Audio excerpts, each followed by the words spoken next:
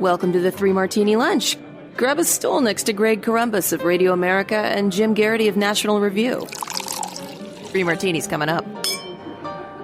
Glad you're with us for the Monday edition of the Three Martini Lunch. We hope you all had a very Merry Christmas, and we are now right in the middle of our special year-end 6-episode edition of the Three Martini Lunch Awards.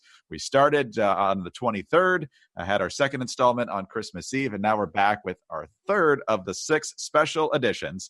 And today we are going to be giving awards for the year 2020 in 3 more prestigious categories: Worst Scandal, Best Political Theater, and Worst Political Theater. So, Jim, never a shortage of scandals in this town. What's the worst one for 2020?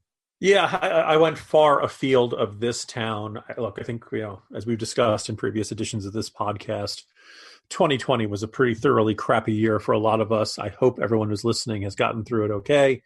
But if you ask me, what was the fulcrum of this year? What was the single most consequential moment?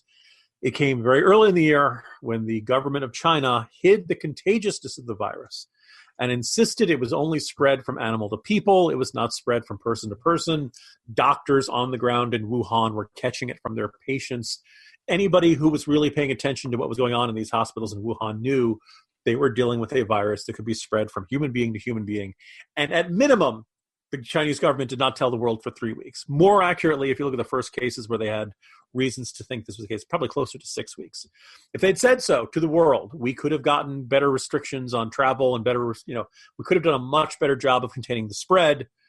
Next to, this kind of if this is number one, then 1A is the World Health Organization, which by more or less trusted China's word through the first couple of weeks and months of this crisis and greatly exacerbated the suffering all around the world because of that. Look, there are a lot of scandals in American politics. There are a lot of scandals in, state, local government. We could go after a lot of governors and mayors and all kinds of that. But this one is probably the single most consequential decision of all the troubles of 2020, of the entire year.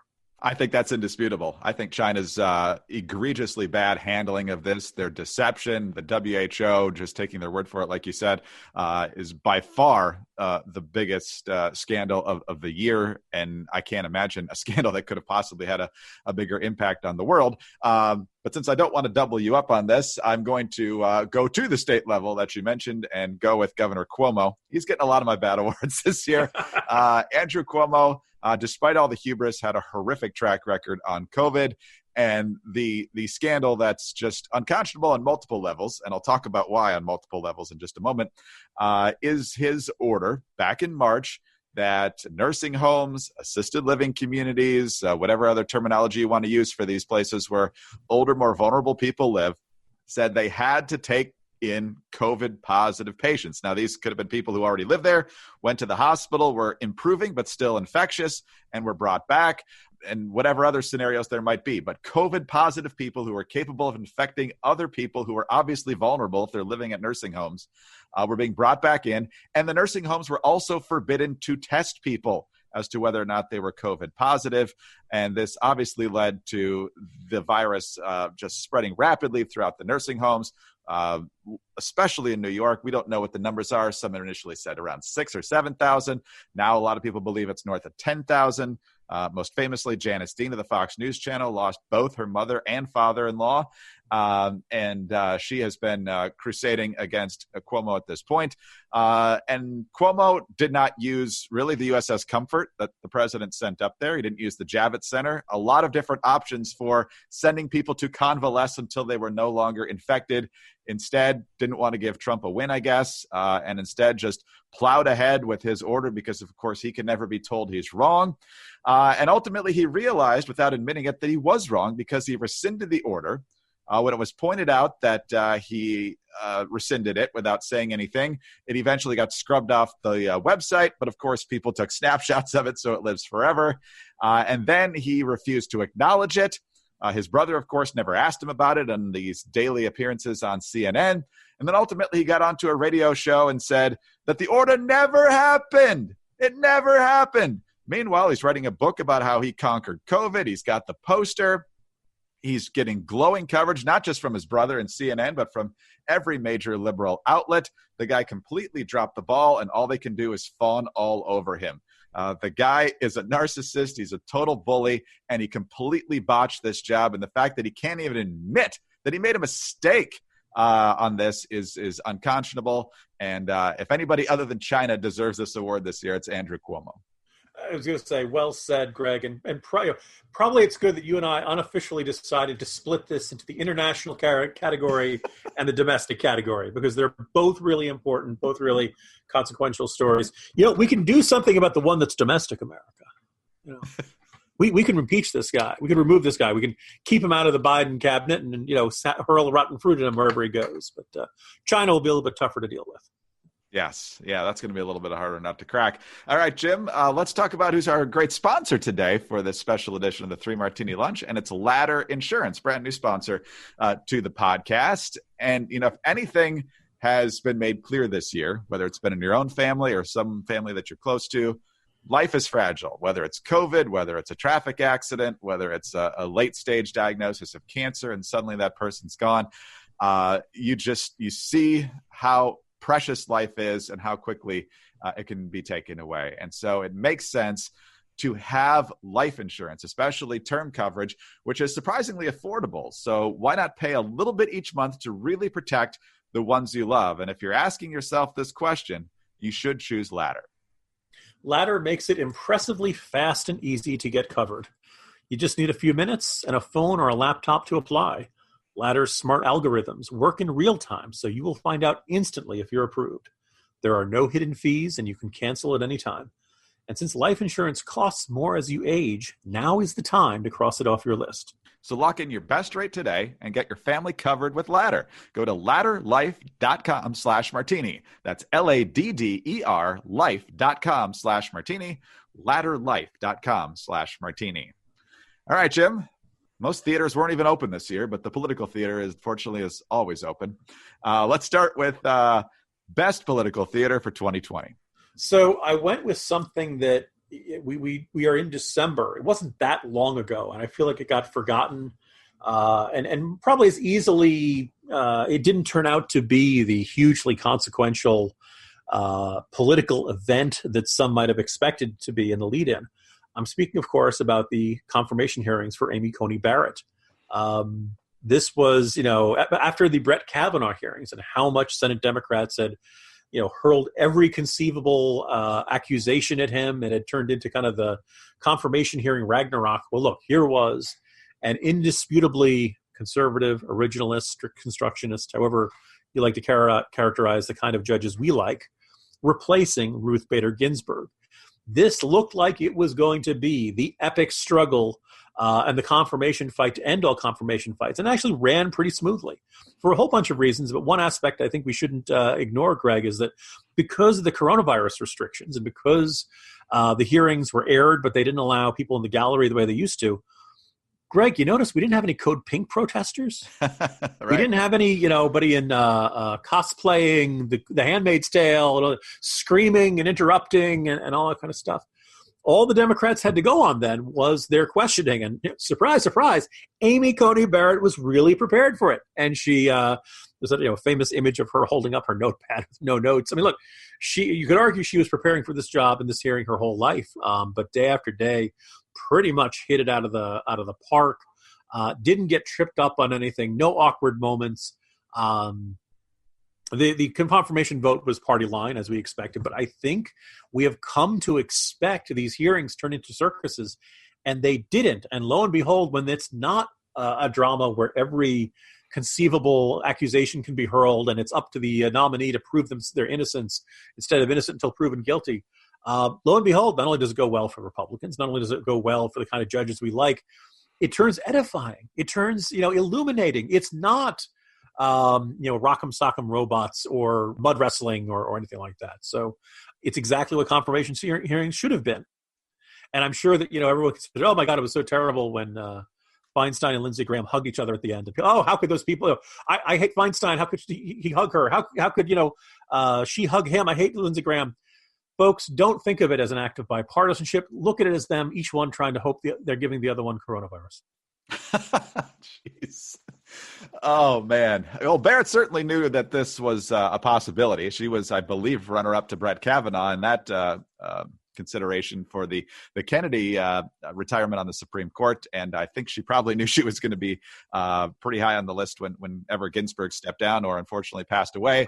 But so she was definitely ready to go. The Democrats did try to pull off some things. You, of course, had Mazie Hirono going through her litany of questions about whether Barrett was a sexual offender. And then there were also, of course, a bunch of senators with posters of people in their states that would die if Amy Coney Barrett was on the court and ever did anything to the Affordable Care Act. So they tried. They just couldn't lay a glove on her. She was great, and the hearings were well run. And so I think the Democratic efforts fell pretty flat. My choice is the Republican National Convention. I mean, the conventions this year were essentially virtual. The Democrats, I don't think, had an audience for anything. Obama they had by himself at the Constitution Center, which was hilarious. And then you had Harris and Biden speaking just to a group of reporters, I think, were in the room. And then they waved to people on Zoom on TV screens on the wall, which I thought could have been a little bit better envisioned. So the Republicans got the chance to go second, which always helps, and they did a much better job. First of all, they had the Mellon Auditorium for many of the speeches on the earlier nights. I thought that looked like a great setting. Then you had Pence at Fort McHenry and Trump, of course, at the White House, which kicked off the whole debate about the Logan Act, but we'll lay that aside for the moment. They also did a good job of picking good speakers for a lot of different topics. I thought some of the best speakers were on the earlier nights. I still remember Maximo Alvarez, the Cuban immigrant with tears in his eyes, begging America not to follow down the same path that he watched happen in Cuba, and how much he loved this country and how much he was determined to keep America free and away from that type of ideology. You also had the woman talking about right to try and how that saved her life. Many different people talking about many different policies, the First Step Act, and then even the more prominent speakers were very much uplifting and encouraging and talking about how the American dream is alive. Obviously, you tie it back into the policies of the candidate, and the speakers did that pretty effectively as well. I thought Tim Scott did a fantastic job as the keynote speaker, and a lot of the other prominent speakers did as well. And so ultimately, I don't know how much the conventions moved the needle. A lot of people's votes were probably already baked into the cake long before the convention season arrived. But given the challenges of pulling off an event like that, I thought the RNC ended up doing a very good job. You know, that was another good selection there, Greg. And yeah, I was going to say, not knowing what to expect from the conventions this year, we didn't see a big polling boost for the Republicans after the convention. I think considering the state of polling, we can wonder how accurately they were measuring things all year long. But I don't think you could ask them to do a better job. Everything from the president's speech, vice president's speech. And again, I think looking forward, it's not, we should never hear from the rising stars and members of Congress and governors and stuff, folks like those. And look, that's one of the things that makes a convention a convention. But hearing from ordinary Americans how federal policies affect their lives, that's a much more effective sales pitch. And I think you'll see conventions involving more of that and less of the, and here's the Deputy Assistant Treasury Secretary to talk about, that kind of stuff. It's going to be waning out there, Greg. Yes, absolutely. I think that's a great formula, and they did that on a lot of different policies. Hi, I'm Sarah Carter, host of the Sarah Carter Podcast. Everywhere you look these days, we're seeing an aggressive effort to destroy what made America great, tearing down our history, attacking our freedoms, and canceling any person who dares to cross the progressive speech police. We cannot stand by and let this happen. It's time for the silent majority to become the unsilent majority. Join me on the Sarah Carter Podcast. Subscribe at Apple, Spotify, or wherever you get your podcasts. All right, let's move on to worst political theater of 2020. Jim, what do you have? Well, probably not a surprise, and we could argue about how consequential it was, but the first presidential debate between President Trump and I guess now President-elect Joe Biden, everyone kind of cringed throughout. Everybody could clearly see that President Trump came out and was determined to just kind of overpower Biden by speaking over him, interrupting him, heckling him, hectoring him, and it just didn't work. I don't know if President Trump lost the election because of that first presidential debate. I do know that was a missed opportunity. I mentioned a moment ago how the polls were turned out to not be quite as accurate as pollsters hoped. But heading into it, most of the polling had, Trump behind Biden. I think it's reasonable to assume even if Trump was doing better, he was not really well ahead of Biden. The debates are an opportunity to make a case for yourself. And the irony is that at second, and really we only had 2 presidential debates this year. In that second debate, when Trump adjusted his approach, lo and behold, he did much better, in part because he let Biden say things. And Biden managed to say things like, I've never called for fracking bans. And of course he had in the past. And, when you allow your opponent to speak, sometimes they're going to step in it. And strangely enough, the president was determined to not allow Joe Biden to do that. Now, also keep in mind, there'd been a lot of the Trump campaign for months had said that Biden was hiding in his basement and that Biden had health problems and Biden was going to drool on himself. And he was, look, we had seen Biden in a whole bunch of debates in the primary. He had some okay nights and pretty good nights, and he had some really not so good nights. It was very clear that Biden is not the same guy who we had remembered at the tail end of the Obama administration. Age caught up with him. He's not a fabulous debater or fabulous speaker.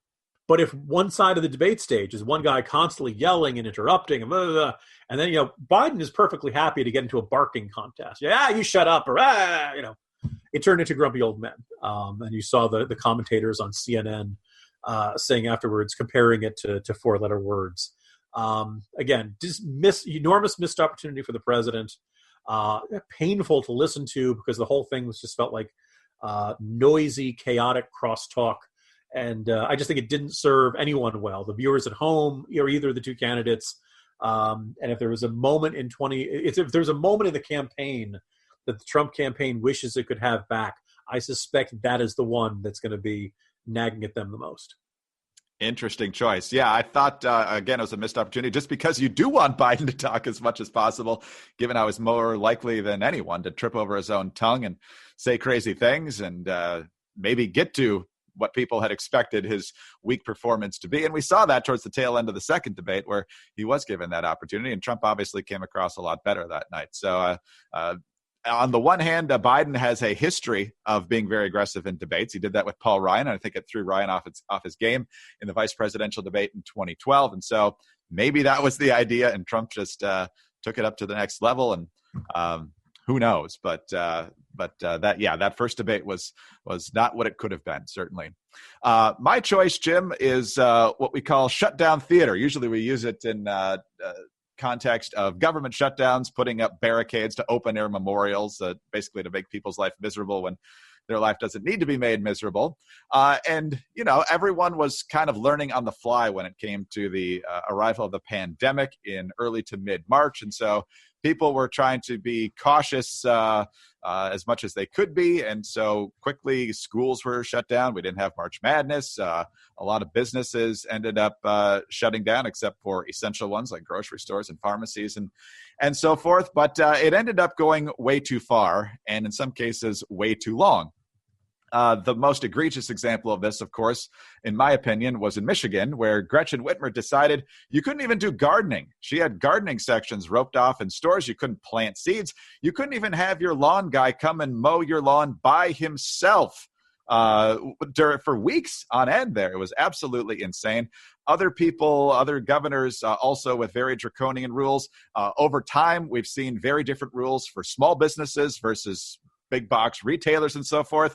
And now with the new wave of higher cases, again, you want to be careful, but it seems like small businesses are taking the brunt. Even outdoor dining was cracked down on. That we saw the case out in LA where one restaurant had to close its outdoor dining, but there was a huge tent literally set up across the street to serve the crew from a movie that was being shot there. And so, Jim, we have also kind of competing ideas of what can be open and what can't. We've seen the big debate from certain governors over churches and synagogues, whether they can be open, and the legal fights that have recently happened. And the Supreme Court, especially since Barrett joining the court, siding with the First Amendment and the right of people to gather and so forth.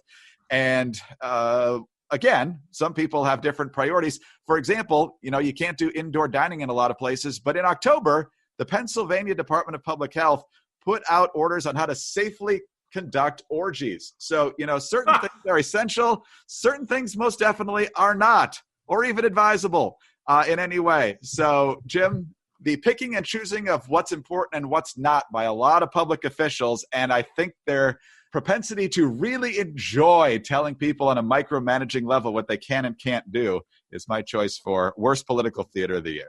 That's a fantastic selection, Greg. And I just want to point out, boy, we thought Pennsylvanians were boring. When you saw stores taping off certain aisles, I think it was the seed aisle in Walmart and places like that up in Michigan, was a pretty good recognition of well, clearly it's safe to be in the building. Otherwise, people wouldn't be in there. But apparently that aisle is unsafe. Apparently, if you get too close to the seeds, that's when things get dangerous. So it was utterly absurd, and that is another terrific selection there, Greg. So we're halfway done. So we got 3 more special episodes that will take us right through New Year's Eve, and then we'll be back to our regular fare a week from today. So, Jim, it's been quite a year. So I hope these winners of these awards, depending on whether it's good or bad, feel like they've really achieved something this year. Oh, I'm sure they're beside themselves with either joy or shame, Greg. Jim Garrity, National Review. I'm Greg Corombos, Radio America. Don't forget about Jim's great new book, Hunting for Horsemen. Also, our sponsor today, thanks to them, Ladder Life Insurance, ladderlife.com/martini. Please subscribe to the Three Martini Lunch podcast. Leave us a 5-star rating and a kind review. We're always very grateful for those. Also, get us on those home devices. All you have to say is play Three Martini Lunch podcast. Have a great day, and join us Tuesday for the next Three Martini Lunch.